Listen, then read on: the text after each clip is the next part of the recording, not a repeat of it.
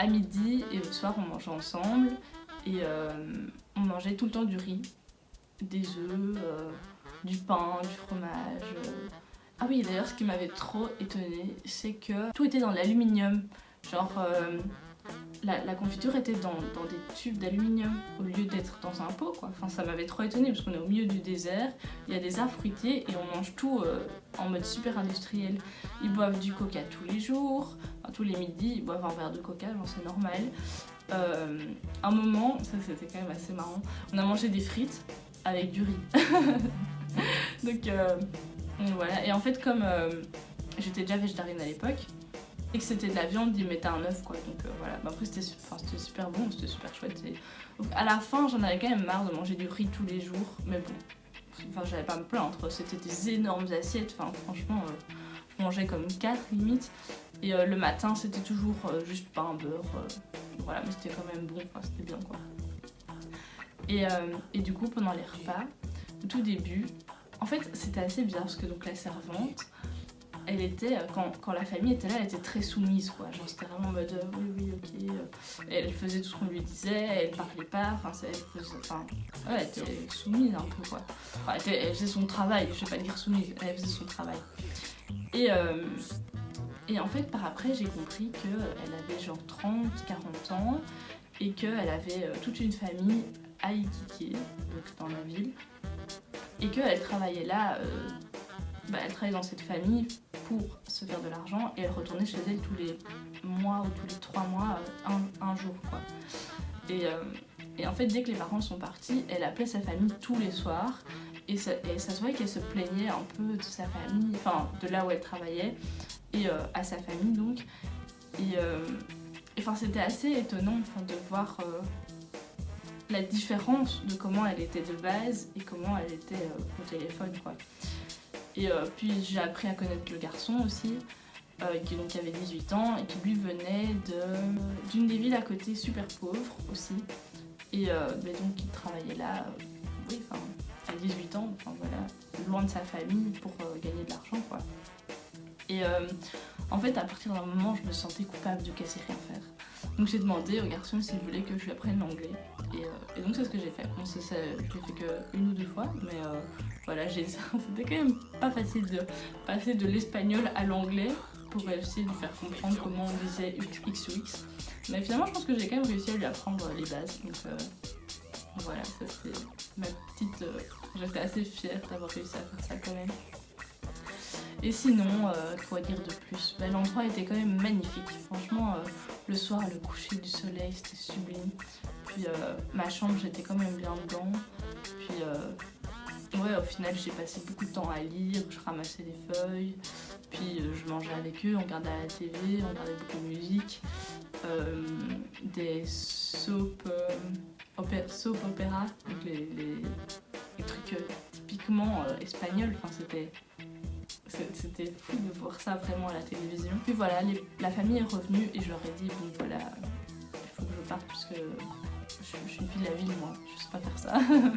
Il m'a dit oui non je comprends machin. Donc je suis quand même restée 6 jours au final. Mais voilà, franchement je regrette pas du tout parce que c'était super chouette, j'ai rencontré des personnes assez touchantes, j'ai appris à les connaître un peu. On parlait pas très beaucoup mais j'essayais quand même d'initier la conversation parce que sinon on restait à table, on parlait pas et on regardait la télé quoi. Je trouvais ça un peu dommage, mais surtout que la femme était toujours au téléphone donc voilà. Mais j'avais aussi demandé si je pouvais l'aider, elle était là non ne m'aide pas, donc j'étais en mode bon ok. Et d'ailleurs donc ces deux employés dormaient dans des cages à poules quoi, vraiment c'était tout petit, sans fenêtre, alors que moi il y avait 5 bâtiments vides où ils auraient pu venir quoi, je trouvais ça trop triste, mais bon. J'imagine que c'est comme ça, ils s'en plaignaient pas, ils se levaient tôt, ils travaillaient toute la journée et le soir, voilà, ils se détendaient et voilà quoi. Oui d'ailleurs, donc je vous avais parlé des mineurs qui dormaient à côté. Parfois donc ils mangeaient sur la table qui était à l'extérieur. Et à un moment je m'étais assise là parce que je vois qu'il y a la table et en fait c'était pas du tout là que je devais me mettre. Et en fait je devais manger donc à l'intérieur. Et en fait le soir, une fois il y a la servante qui m'a dit oui ferme bien ta porte parce que il y a moyen qu'ils viennent essayer de rentrer pour te voler tes affaires et des choses comme ça parce que Bah, enfin, ouais, donc j'étais en mode oula, ok, il faut pas que je me mette trop à l'aise parce que c'était genre le premier jour ou le dernier jour. Mais il y avait des gens qui étaient venus et puis ils me voient en mode ah, t'es venue ici toute seule, mais t'es dingue. Enfin, pourquoi tu viens pas avec des gens? C'est quand même mieux avec des gens et tout. Moi j'étais en mode j'ai voulu sortir de ma zone de confort. Mais donc, enfin voilà, en résumé, je vais essayer de vous mettre des photos parce que c'était quand même trop beau. Et enfin voilà, c'était. Maintenant je sais que je ne suis pas faite pour travailler dans un champ. Bon, c'était pas un champ, mais vous avez compris. Je suis pas faite pour le manuel. Mais c'était quand même chouette. C'était paradisiaque, quoi. Franchement, c'était beau. C'était. Je peux pas me plaindre, vraiment. Mais donc voilà, le lendemain matin, il m'amène à la petite place où j'avais été déposée par le bus pour reprendre le bus et retourner à Iquique. Et là j'arrive à Iquique, je me dis oh, je bouge pas pendant 3 jours, je ne fais plus rien. Ça m'avait épuisée, franchement, mine de rien, c'était quand même dur aussi émotionnellement et physiquement. Enfin, j'étais quand même toute seule, quoi. Voilà, j'arrive, je trouve un petit hôtel sympa, je pense ouais, auberge de jeunesse. Donc voilà. Je me mets dans le lit, j'appelle ma famille, mes amis, j'explique comment ça s'est passé, que ça m'avait vraiment. C'était dur, quoi. Et là, donc, il devait être genre. Ça devait être 11h du matin, un truc comme ça. Je suis restée dans le lit jusqu'à facilement 3h. Puis après, j'étais quand même faire des petites courses. J'ai vu qu'il y avait un marché, donc je suis un peu baladée.